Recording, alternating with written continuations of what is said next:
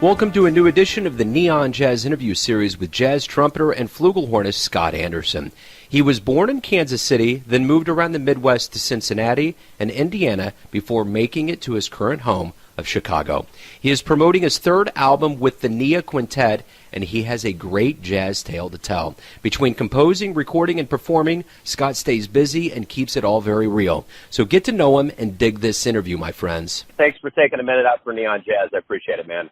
Of course. I want to start off here right at the top and talk about the Nia Quintet. Talk to me about this album and how you feel about it. I would say that it's probably our best record to date and the most representative of the current quintet and my writing. I'm hoping we get some traction with it, honestly.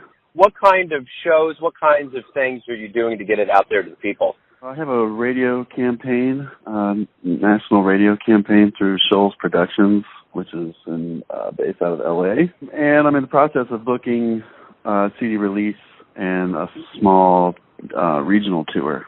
That's still in the works. I'm still booking all of that. Well, let me go to the beginning of your life here. You're from North Carolina, correct? I grew up in North Carolina, but I was actually born in Kansas City, Missouri, which is where you are, right? Yeah, wild, man. How long were you here in KC? I lived there for 5 years. Okay. So only until I was 5. Okay. But talk to me about your childhood. Between being born in Kansas City, you went to North Carolina, went to school in Chicago. Talk to me about how you cultivated this love of jazz. It was actually kind of just a love of music, a general love of music. My family, my father played trombone a little bit, and he had a pretty extensive record collection, so I always had access to lots of music, and I always loved music.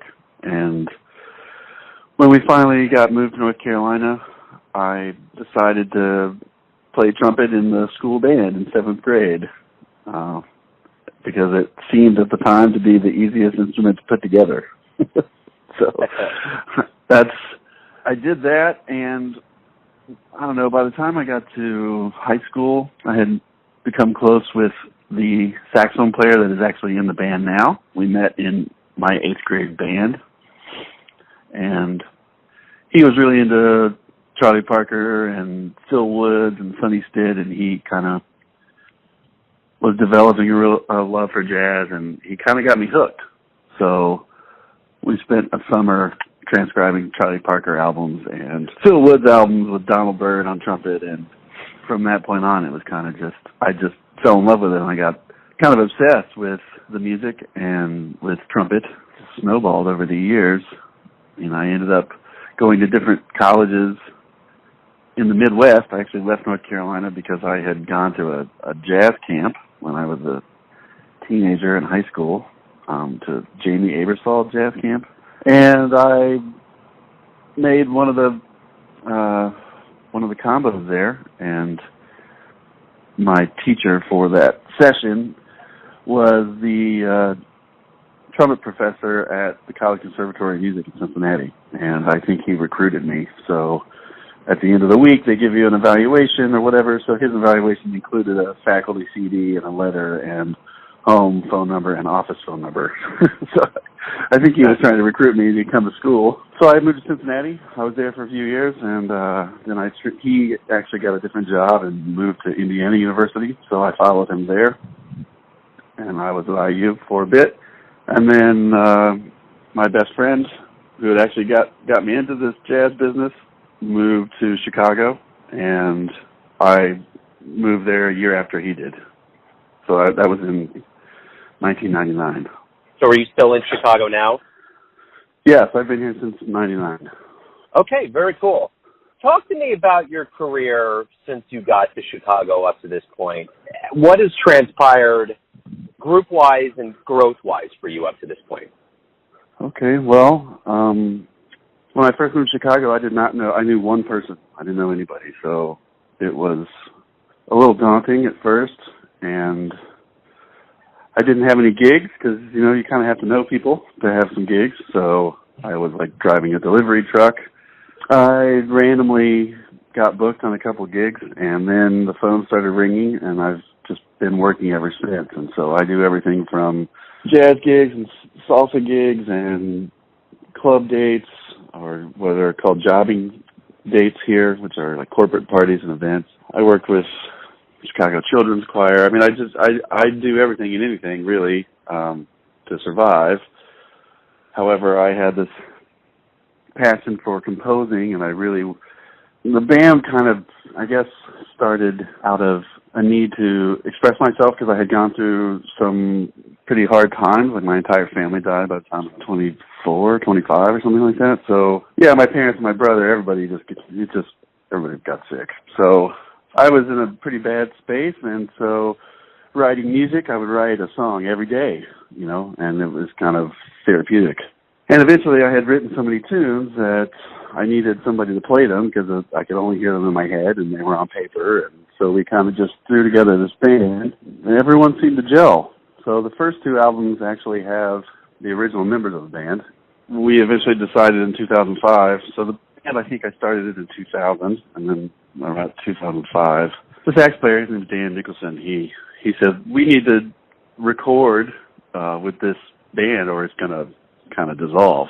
People are going to lose interest. So I made a record, and it was out on the Blue Jazz label, which is a label here in Chicago, and it did pretty well. Started in the top 50 in the country, radio play, so I was pretty happy with it. The second album was years later, just trying to document my growth, compositions, and the band. But the most recent record, there's been a personnel change, and the band kind of went in a little bit different direction sonically with the types of things that we were doing with the music, because it is a traditional quintet of, two horns and rhythm section. However, we started to gravitate away from a dry jazz record where you're just playing standard type material. None of I wrote some tunes that I guess would sound like standards, but it was kind of, I guess, more like hard bop influence. There weren't as many, say, through composed pieces like there are now.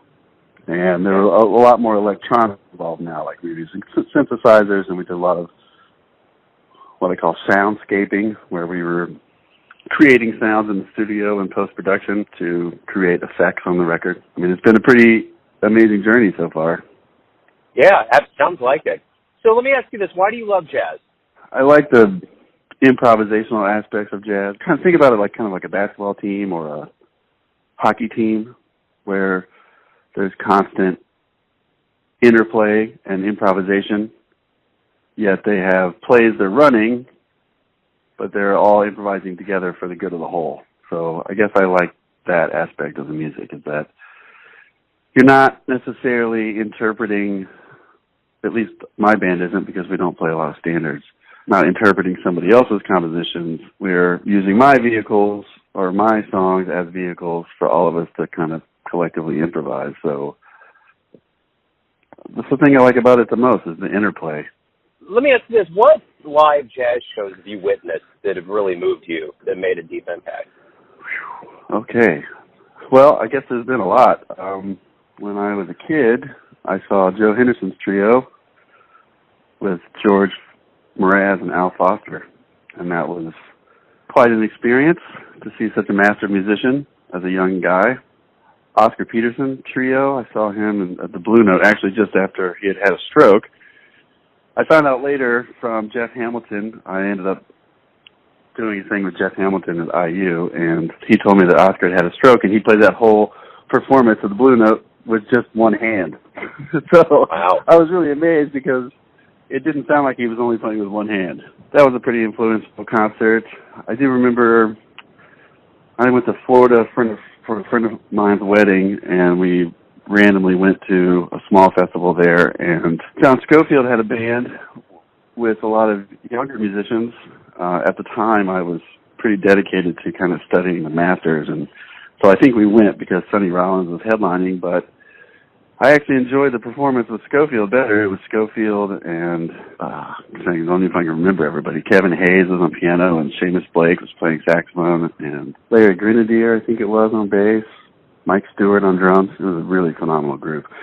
So just by seeing, a lot of times when I go to see some of these concerts, what I've found or been exposed to that is the most exciting for me is being introduced to maybe someone that I had never heard of. So at that time, I had never heard of Seamus Blake, and I think he had just won the monk competition or something like that. And I was like, oh, well, who is this guy? And each time you open one of those doors, there's a whole collection of albums that you can find, and either that person as a side man or a leader. And I think it helps me develop as a composer and as an improviser. I mean, there's been tons of shows. One of my favorite musicians is a bassist named Avishai Cohen, and I've seen, every time he's been to Chicago, I've seen him play, and I think he's a really prolific musician and composer. A lot of those concerts have been, I don't want to say life-changing because it makes it seem like it's some sort of mystical thing. It's not. It's music. These guys they're artists, but they have honed their craft. The level in which they deliver their material is just astounding. You know, the level of musicianship. Let me ask you this. Everyone has a version of who you are, your family, your friends, your fans, but you guide the ship for you. Who do you think you are? What's your perception of who you are? Whoa. I don't know if I've ever been asked that. I'm a thoughtful, caring person. I always try to help people out. I guess I would consider myself a helper in a lot of ways. I do consider myself an artist. I work hard at composition. I've spent a long time trying to learn how to write tunes, and it's not writing tunes for big band where you have so many voices that you can almost cheat in a way because the harmony allows you to do kind of whatever you want. I have a very specific ensemble, so just writing for two horns and trying to come up with multiple voices and counter melodies, I don't know, I feel like I'm a composer. That's what I do best in terms of jazz. I'm a pretty good cook. Nice. I don't know. So yeah. I don't know. I'm funny. I've been told I'm funny. I don't think about myself. That's a hard question for me to answer. I'm sorry if I'm not giving you a more specific answer. No, you're good. You nailed it. You described who you are. That's fine. It doesn't. This is something I think sometimes it seems like it's more elaborate, but it's actually something that punctuality is a pretty good part of summing up who you are. So I think you nailed it for sure. Yeah. Well, thanks. I mean, it's weird. I'm not very arrogant, so it's not, and I don't like people that are. So it's. I don't like to talk about myself much, and I don't really. I guess when I'm on stage, it's different, but I end up talking about the guys on the bandstand mostly. I don't really talk about me.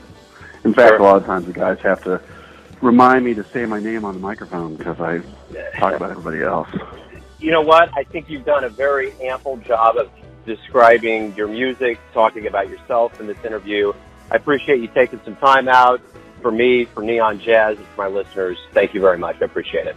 Oh, you're very welcome. It's my pleasure. Thanks for listening and tuning in to yet another Neon Jazz interview, where we give you a bit of insight into the finest players in Chicago, Indianapolis, Kansas City, and spots all over the globe, giving fans all that jazz. And thanks to Scott for his cool and his music. If you want to hear more interviews, go to Famous Interviews with Joe Domino on the iTunes Store. Visit neonjazz at youtube.com. And for everything Neon Jazz, go to the neonjazz.blogspot.com. Until next time, enjoy the jazz, my friends.